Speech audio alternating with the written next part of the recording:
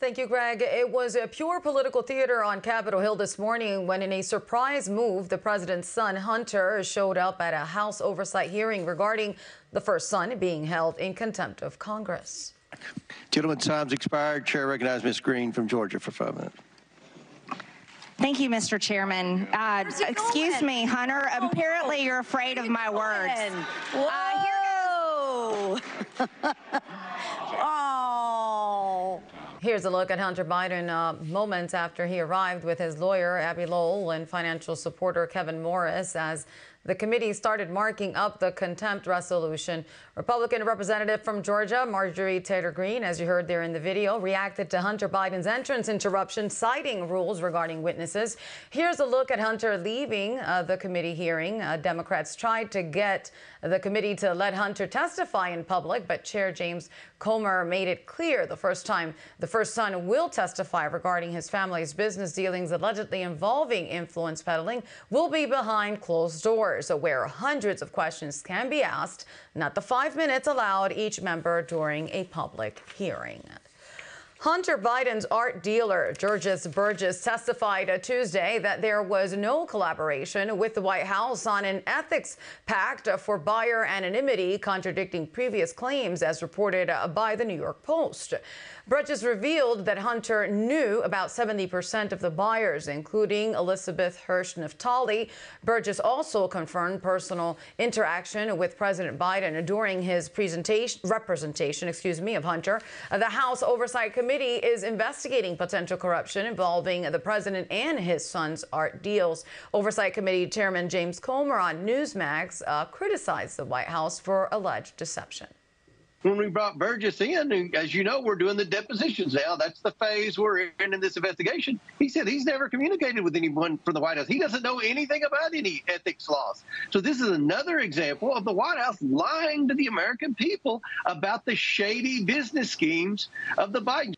Comer also mentioned the majority of buyers were identified as Democrat donors, raising concerns about misinformation. The White House has not commented on Burgess' testimony. Hunter Biden surprised Congress by showing up unannounced at a House Oversight Committee hearing regarding his contempt of Congress. Fireworks ensued. Watch this. You are the epitome of white privilege, coming into the Oversight Committee, spitting in our face, ignoring a congressional subpoena to be deposed.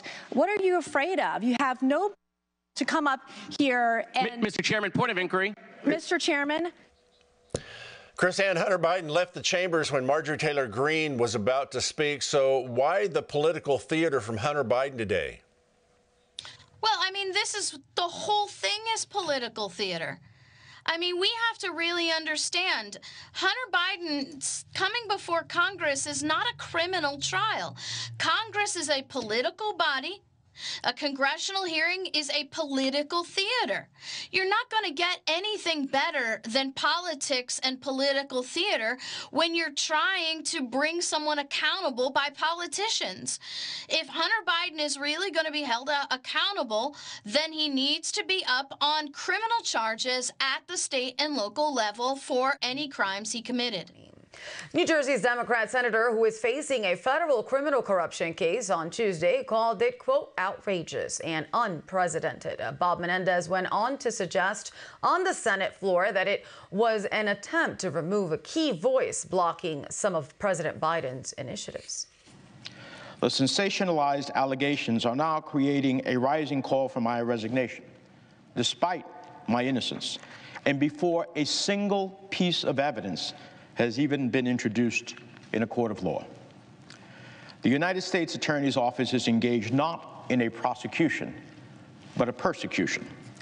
Menendez has pleaded not guilty and argues that the charges are a ploy by prosecutors to fuel negative coverage. He promised a full explanation at trial. MSNBC host Mika Brzezinski was speechless Tuesday over new poll results showing Donald Trump making gains among evangelicals in Iowa ahead of the upcoming presidential caucus next week. I I have no words for evangelical voters at this point. The polling is significant since Trump lost Iowa in 2016, mostly due to a lack of support from evangelicals who supported Ted Cruz by double digits over Trump. But the most recent NBC poll ahead of next week's Iowa caucus shows Trump with 52% support among evangelical voters. Another group Trump is making gains with ahead of next week are first-time caucus participants. At 63%, his nearest rival currently in Iowa, Ron DeSantis, only has 12% favorability among first-time caucus goers. Mike? If you're in the wake of Defense Secretary Lloyd Austin's disappearance for several days at a hospital visit, following a hospital visit up for prostate cancer, the White House has ordered cabinet officials to review how they transfer their authority after the intense backlash following Austin's January 1st hospitalization at Walter Reed. White House Chief of Staff Jeff Zients issued a memo to Cabinet Secretary stating this. The purpose of this memo is to direct your agencies to submit your existing protocols for a delegation of authority to the White House Office of Cabinet Affairs and to ensure an updated process for such delegations in the interim.